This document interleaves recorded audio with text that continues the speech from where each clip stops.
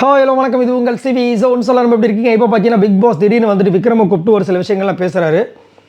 So big pass பார்த்துட்டு தான் இருக்கார் இந்த நிகழ்ச்சி. அது வந்து தெல்ல தெளிவாக தெரியும்னா, அங்கே வந்து சண்டை நடக்கும்போதே 1 மணி நேரம் ஆச்சு, இன்னொரு சண்டை நடக்கும்போது 2 மணி நேரம் ஆச்சு அப்படின்னு சொல்லிட்டு இருந்தார். அதே மாதிரி சாண்ட்ரா உள்ளே போனதுக்கப்புறம் பயங்கரமான சண்டை வந்துச்சு. அப்போ பிக் பாஸ் என்ன கூப்பிட்டு சொன்னார்னா, சாண்ட்ரா இப்போ நல்லா இருக்காங்க, அன்றாட வேலையை பாருங்கன்ட்டார்.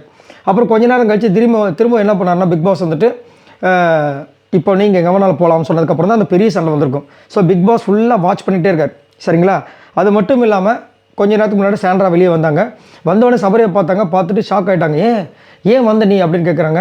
நான் என்னோடய அக்கா தங்கச்சிக்காக வர மாட்டேனா, வா அப்படின்னு சொன்னாங்க. அதுக்கப்புறம் வினோத், விக்ரம் எல்லாம் கூடயே போனாங்க. அப்புறம் ரெஸ்ட் ரூம் போயிட்டு திரும்ப வந்து படுத்தாங்க. படுத்தோடனே அழ ஆரம்பிச்சிட்டாங்க.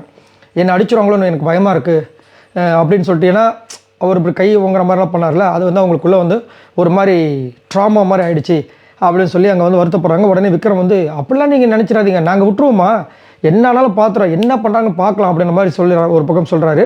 இன்னொரு பக்கம் நாங்கள் அரோரா கிட்ட சொல்லிட்டு வந்துட்டோம், அரோரா இறங்கவே மாட்டா, என்ன பண்ணுறாங்க நம்ம பார்க்கணுன்ற மாதிரி சொல்லிட்டு இருக்கும்போது பிக் பாஸ் வந்துட்டு கூப்பிட்றாரு. யார்?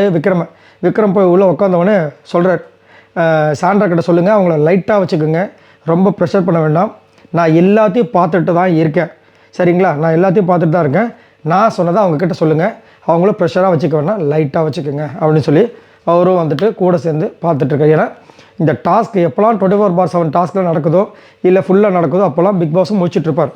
இது இப்போ இல்லை, எல்லா சீசன்லையும் இது நடக்கிற விஷயங்கள். ஸோ ஃபுல்லாக பார்த்துட்ருப்பார். ஸோ இதில் இன்னொரு விஷயம்னா, நிறைய பேர் கேள்விகள் எழுப்புறாங்க, இவ்வளோ விஷயங்கள் நடக்குது, ஏன் பிக் பாஸ் வந்து சைலண்ட்டாக இருக்காங்க அப்படின்னு. பெரிய சம்பாதம் அது மாதிரி எதாவது நடந்துச்சுன்னா கண்டிப்பாக வந்து உள்ள தடுத்து நிறுத்துவாங்க. அந்த மாதிரி முன்னாடி நிறைய விஷயங்கள் நடந்திருக்கு. சீசன் 3ல் இவங்க போயிருப்பாங்க, நிறைய விஷயங்கள் நடந்திருக்கு, சரிங்களா? ஸோ அப்படின்னு இருக்கும்போது கண்டிப்பாக படத்தை இது பண்ணியிருப்பாங்க. இப்போ சாண்ட்ரா சேஃப் அப்படின்ற ஒரு விஷயம் வந்ததுனால விட்டுருக்காங்களா எனக்கு தெரியல. ஆனால் இதை தான் வந்து கூப்பிட்டு விக்ரம் கிட்ட இப்போ தான் சொன்னாங்க.